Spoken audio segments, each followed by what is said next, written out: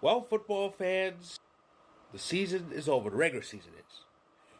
It came to an end with the final 16 games that formed Week 18, spread out in 2 days.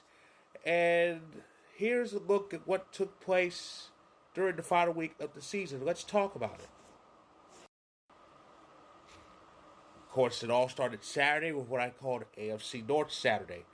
The Steelers and the Bengals played each other, but before that, and the Ravens faced each other. Now the Ravens and Steelers were vying for the AFC North title. The Bengals were looking to get in the playoffs, and the Browns were hoping to get the number one pick.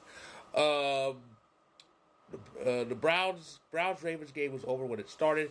Ravens totally flattened Cleveland, and as a result, Baltimore won the division. So that left the Steelers with not much else to play for other than trying to ruin Cincinnati's season. Yeah, that didn't happen. Cincy didn't do much on offense, but it ended up being enough.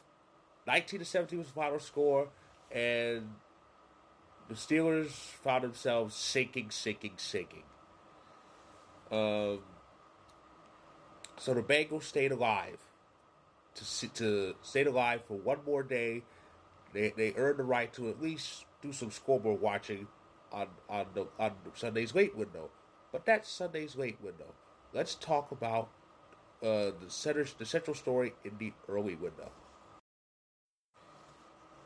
There wasn't too much left to solve, but it was pretty interesting. So the NFC South was up for grabs in Sunday's early window, and again it was the Buccaneers and the Falcons were playing for the division, playing against in separate games at home though. Atlanta was at home against Carolina, which is usually an easy win for some, but it's the Falcons. They tend to make things difficult than they should be, and plus it's Week 18. That's when a lot of crazy stuff happens. That included this game being a shootout. It was back and forth all the way. Atlanta did have some leads, but Carolina ended up kind of almost taking over, but they did even things up. They did even things up, and it was 38-38 after four quarters headed to overtime. Before I talk about what happened in overtime, let's see what happened in Tampa, shall we? Funny thing, Tampa was actually losing big time at home against New Orleans, and it looked like Tampa, who entered this week controlling their own destiny, would actually falter, while Atlanta could possibly win it. But they came back. Baker Mayfield led the charge. They came back late in the game, and we saw Mike Evans complete another 1,000-yard season, his 11th in a row, tied the record with the great Jerry Rice. And they were down 19-6. They scored three touchdowns, 21 unanswered points, and it turned into a 27-19 victory for Tampa. So Tampa won the NFC South. As for the Falcons, I really thought that the Falcons were going to win this division. I really did. When they got Kirk Cousins, I went, they're going to kick ass, and they were. They were 6-3 after 9 games. They were kind of starting to run away with the division. It looked good. Then the remaining 8 games happened. They lost four straight. Kirk Cousins was playing badly, and it reached the point where they started that rookie quarterback, Michael Penix Jr. Now, they managed to win back-to-back games. They managed to earn the right to control their own destiny. But then the game in Washington happened, and then Raheem Morris, who had two timeouts with him, forgot to use one until later. They lost that game in overtime, and that resulted in them needing New Orleans' help, and it didn't work out.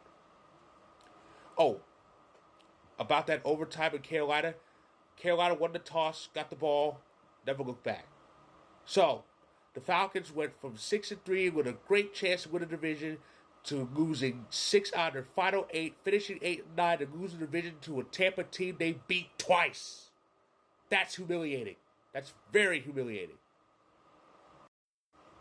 We now move on to the AFC wildcard picture. There's one spot left there. Cincinnati won to stay alive, but there's also two other teams competing for it. Two other teams are trying to get that last playoff spot. So, who ended up joining the playoff party? Who ended up getting that last spot?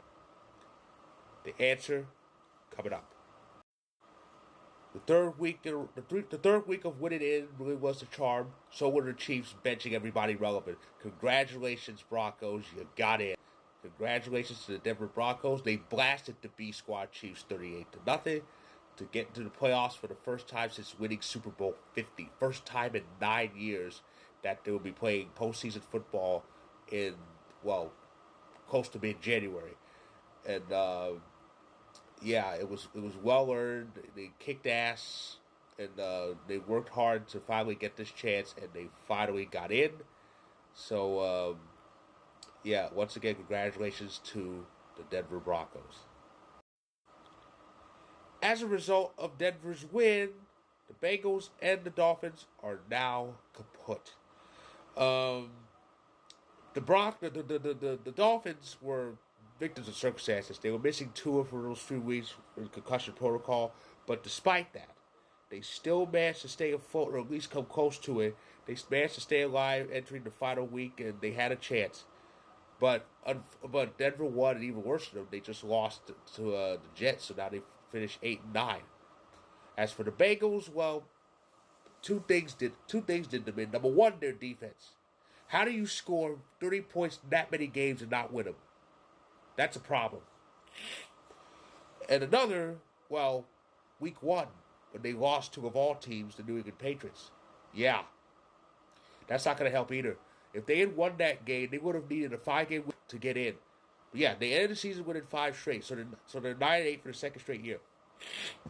But they've only made the playoffs once since that run to the Super Bowl. And they've only won one playoff game since then, of course, was against Buffalo. So, of course, the story for this year was if if Burrow was healthy, if Burrow was back, they'd get in. Well, Burrow was healthy, so Burrow was not a problem. That defense was, and again, bad loss at the wrong time. So we'll see what happens with them next season, but it's going to be quite interesting. Finally, game 272 for the NFC North and the number one seed. This game was over when it started. The Lions just completely took down the Vikings. It was great. It was beautiful. I always love seeing the Vikings get blasted. Yes, these are two of our rivals competing for the division. But when it comes to me, I'm glad Detroit won because I can't stand the Vikings. 31-9 was the score, and Jahmyr Gibbs had 3 touchdowns. He totally owned Minnesota. So the road to the NFC goes through Motor City, and as for the Vikings, well, they are going to go on the road against a team that they were much better than record-wise. So the regular season is now over, and here is the playoff bracket. And there it is, folks. Beautiful, isn't it? The NFL playoff bracket for this season, it's going to be, I'm very excited for the playoffs. It's going to be interesting. Super Wild Card Weekend starts with the 5-4 matchup in the AFC. That'll kick it off on Saturday. The Houston Texans hosted the LA Chargers, and then it's Amazon Prime's first playoff game. Steelers Ravens. On Sunday, the remaining AFC game will kick off that day's action. Broncos and Bills, and then the Packers will head to Philly to face the Eagles, and finally it's the Commanders and the Buccaneers.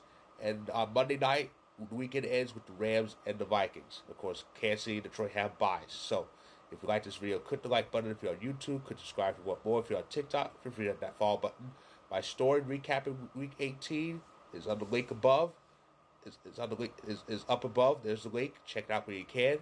And I'll be back next week to recap Wildcard Weekend, hopefully with the Packers advancing. So stay tuned and enjoy the playoffs.